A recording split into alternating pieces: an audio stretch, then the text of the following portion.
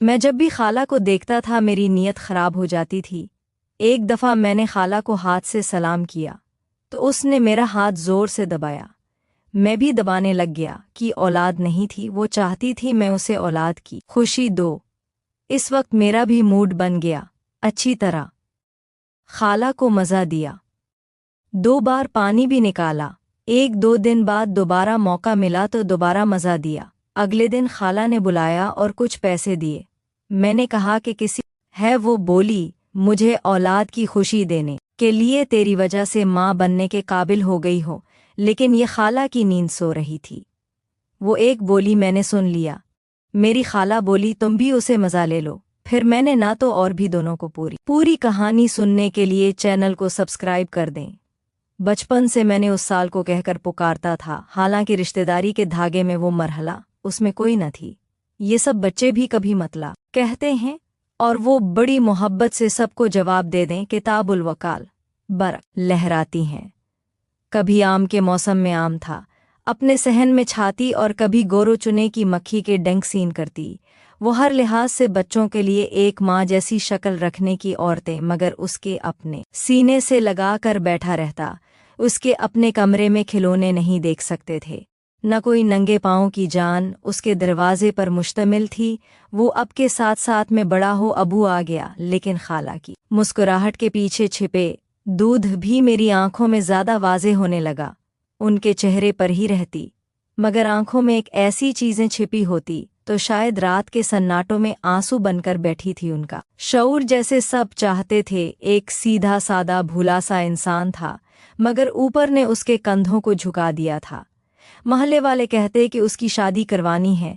मैं ऐसे शख्स से हो गया कि जो उनसे उम्र में काफ़ी बड़ा था, और यही उम्र का फ़र्क है। उनकी महरूमी के असल जारी था।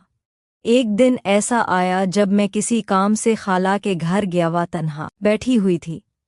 उनकी आंखों में एक अजीब सी चमक और उसी मिली जली थी। मुझे देखकर बोली, बेटा तो मुझे हमेशा कहता है, लेकिन आज मेरे दिल चाहता है मैं तो उसे एक राज की बात करो। थोड़ा हैरान हुआ, मगर उनकी बातों में ऐसा दर्द वो वज़न था कि खामोश होकर सुनने लगा। वो आहिस्ता आहिस्ता बोले, मेरे नसीब में औलाद नहीं रखी गई। सारी जिंदगी गुजर गई उसके, बच्चे खेलते रहें, जवान होते रहे, शादियां करते रहे, लेकिन मेरी सम में कभी भी किसी ने माँ कहकर नहीं देखा रहा। मैं उनकी बातों से दुखी हो गया। फिर अचानक हुई आंखों में देखती है, बोलें तो मुझे खाला कहता रहता है, मगर आज अगर तू चाहे तो मुझे औलाद की खुशी देना। शोर बड़ा हो चुका है, वो मेरे दुख को बांध नहीं सकता।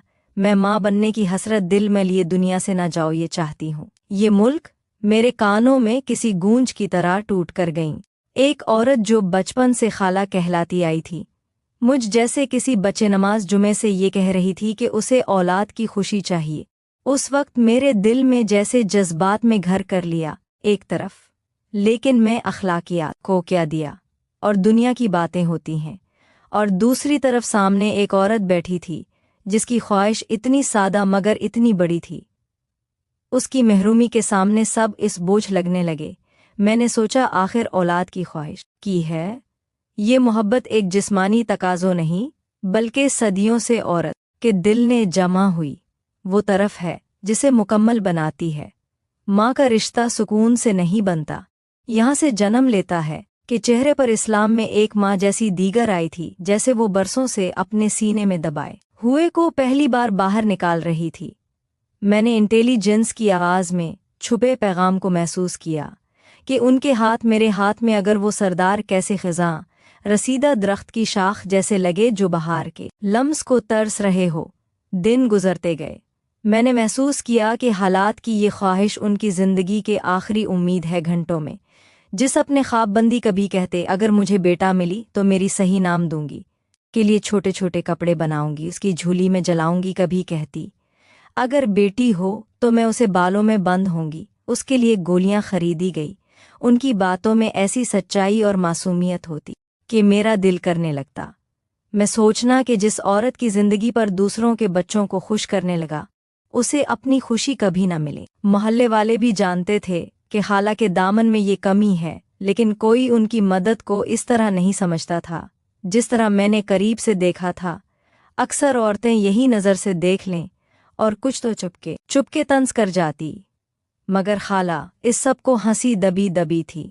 ان کے لیے اصل دکھ یہ نہیں تھا کہ نہیں تھا کچھ لوگ کیا کہتے ہیں، اس لکھے تھا ان کے اندر کی ماں کا بھی جنم کی نہ لے سکیں۔ میں نے محسوس کیا کہ ان کا مجھ سے تعلق ایک نئے موڑ پر آ گیا ہے، وہ اس سے بڑھ کر مجھ پر اعتماد کرنے لگی ہیں۔ میں ان کی تنہائی کا سہارا بن گیا، میرا دل کام جاتا ہے۔ دنیا کے اصول، معاشرے کے دائرے میں سب میری دماغ پر شور مچانے لگے، مگر خالہ کی آنکھوں میں سچائی تھی جو کسی منطق کی آزادی سے بری لگتی تھی۔ عجیب کیفیت میں پایا، ایک طرف احساس جرم تھا کہ شاید یہ سوچ بھی نہیں آنی چاہیے، دوسری طرف ایک عورت کی محسوس طرح تھی جو برسوں سے خالی ہوئی تھی۔ میرا تو کوئی سوچتا کہ اگر خالہ کی خواہش پوری کر دو تو کیا میں کسی گناہ کا مرتکب ہوگا یا ایک نیک کام کروں گا؟ آخر ایک عورت کو معاف کرنے کا حق ہے، اور اگر وہ اپنی زندگی کے آخری حصے میں یہ حق مانگ رہی ہے تو کیا اسے خالی ہاتھ لوٹا دینا درست ہے؟ خالہ کی شوہر بہت کمزور ہو چکے تھے، وہ زیادہ وقت بستر پر گزارتے، دنیا کی باتوں سے بے نیاز ہو گئے تھے۔ ان کی آنکھوں میں بھی اپنی بیوی کے لیے کسی چلاتی تھیں۔ شاید وہ جانتے تھے کہ اپنی بیوی کو خوشی نہیں دے سکی جو سب سے بڑی خوشی ہے۔ خالہ دکان کی آنکھوں میں بھی نہ کرتا، مگر وہ کچھ کر نہیں سکتے تھے۔ وقت گزرتا گیا اور خالہ کی خواہش دن بعد میں شریک ہوتی گئی۔ وہ مجھ سے کہتی ہے اگر میں چلی گئی اور میرے دامن میں کمی رہی تو میری روح بھی ہے سکون رہے گی، میرے دامن میں کمی رہی تو میری روح بھی سکون نہیں ملتا۔